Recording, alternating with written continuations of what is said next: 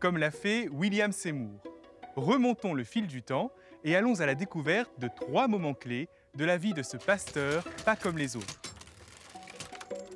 C'est en 1905, à Houston, aux États-Unis, que l'aventure spirituelle de William Seymour prend un tournant.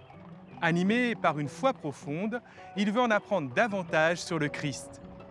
Il s'inscrit alors au cours biblique donné par le pasteur Charles Parham. Mais ce collège biblique étant ségrégationniste, William Seymour, fils d'anciens esclaves, assiste au cours à l'extérieur, sous la fenêtre. Mais peu importe, son désir ardent d'étudier les Écritures et de louer Dieu est plus fort que tout. Un an plus tard, William Seymour arrive à Los Angeles. Alors âgé de 36 ans, il commence à prêcher dans une maison. Il parle du baptême du Saint-Esprit et de ses dons.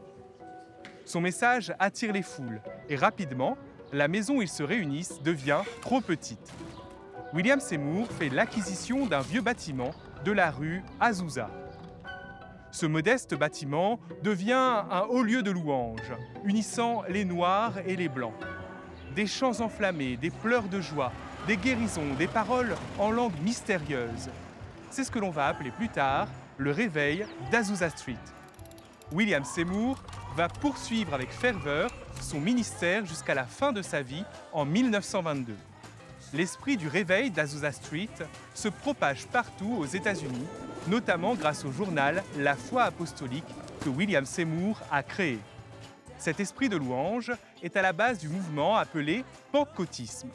Pentecôtisme en référence aux manifestations du Saint-Esprit que les fidèles expérimentent.